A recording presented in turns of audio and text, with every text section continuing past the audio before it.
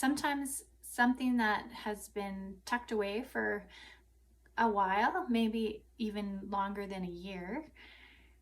becomes something that I love again because I've found a new way of wearing it, or I've found a new item of clothing to pair with it to create an outfit that energizes me again. Hi, I am Carrie Scott, founder of the Soul Selves Framework and the author of the upcoming book Buddha's Closet, Cleaning as a Path to Enlightenment. And in the last episode of Hanger Management, I threw out this term called slow style, which came to me as I was working through the revisions of Buddha's Closet and really thinking deeply about how I put my wardrobe together. And what occurred to me is that even though my wardrobe has changed many times over the decades, it most recently and maybe over the past 15 years or so has really become an evolution, in the sense that it's a slow collection, a slowly curated collection of clothing that I have been putting together over time. And this idea of slowly collecting clothing that I'm passionate about, that I love, that inspires me, and sometimes often goes out of favor with me, and then I put it into storage for a while, and then I can pull out everything that I've tucked away from season to season, and that's fallen out of favor, and really examine it every couple of months. Maybe not every couple of months, that might be a little too often, but like every seasonal change that I do of my wardrobe, I pull out all the clothes in my closet, all the clothes that I have in storage, and just play around with them. And sometimes something that has been tucked away for a while, maybe even longer than a year, becomes something that I love again because I've found a new way of wearing it, or I've found a new item of clothing to pair with it to create an outfit that energizes me again. You know, that is some sort of form of dopamine dressing, if you want to call it that, where it makes me happy to revisit it and put it back in my wardrobe. And I'm always on the hunt intuitively, I've talked about this before, for certain items of clothing. And when I'm shopping, it's not that I'm looking for anything in particular. There's always something in the back of my mind that I'm seeking. And for instance, this pink blazer that I recently added to my wardrobe, this is the first time that I'm wearing it, is an item that I have desired to have in my wardrobe for a little while. I was noticing over the years the blazers that I have collected have been ones that are often darker, and I've found some beautiful blazers at the thrift stores, and I even have blazers in my collection that, oh my goodness, I'm thinking back now, probably are, well, I know that I bought them in my 20s, and you know, they were brand new then, but they still fit, and they're classic designs, and there's something beautiful about, you know, a tailored blazer that can go a long way in terms of putting an outfit together. But what,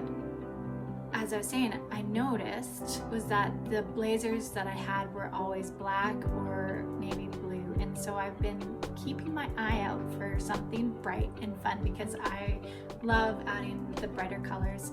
into my wardrobe. And so I finally found it, and it's a beautiful fit, this little Jacob blazer. It's got, well, I don't know if I can show you, the cutest little stripy lining inside of it, and I'm excited to find new outfits to wear with this. today I've got it paired with my little leopard print tank top and my really relaxed light colored denim jeans, and there's going to be many more iterations of where this jacket is going to take me. I love too how it fits, like it's double-breasted in the sense that it fits really nicely, but it's giving me a little bit more defined waist, and just a really nice flattering neckline too. But back to slow style, it's these pieces like this that will stay in my wardrobe now for years to come and be somewhat staple pieces or iconic pieces, classic pieces in my wardrobe that I'll wear year after year after year. And this isn't something, you know, that you put together in a few days or even a few months. It's definitely sort of becomes a lifelong commitment to creating a slow style wardrobe. And even though, you know, even though fashion trends and your sense of fashion change over the years, this sort of overall slow style that you're building in your wardrobe becomes more and more defined. The older you get, the more you get to know yourself, and the more you start to question who you are too, and all of those values begin to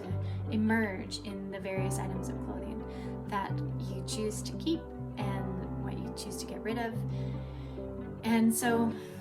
that in a nutshell is what I'm defining as slow style. And just like I was saying in the last episode, it's kind of like slow fashion in the sense that, like, with slow fashion, each item of clothing is made very consciously, from the choice of the fabric to the type of manufacturer that produces it. Often it's, a single manufacturer, a single designer manufacturer that's creating one particular item, and they're producing, small lots of that item to be sold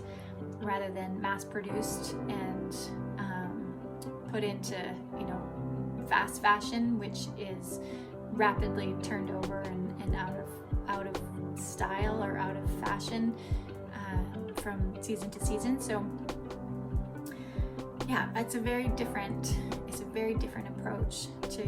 getting dressed, and I think in some regards this is probably how a lot of us ultimately thin out our wardrobes and consciously clean out our closets. But when we really take the time to consider, this slow style that we're building in each of our seasonal wardrobes and being very conscious of what we keep and what we get rid of, then I think over the long run, we are finding fulfillment in a different way. And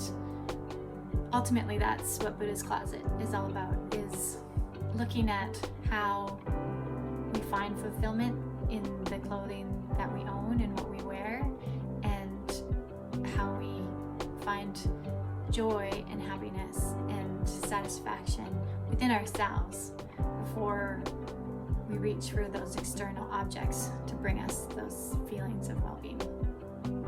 So, more to come on all of these topics. Thank you again, as always, for listening. Please like and subscribe to my YouTube channel. Like this episode, subscribe to my YouTube channel, and feel free to share this episode if you find it inspiring and thought-provoking. And until next time, thank you.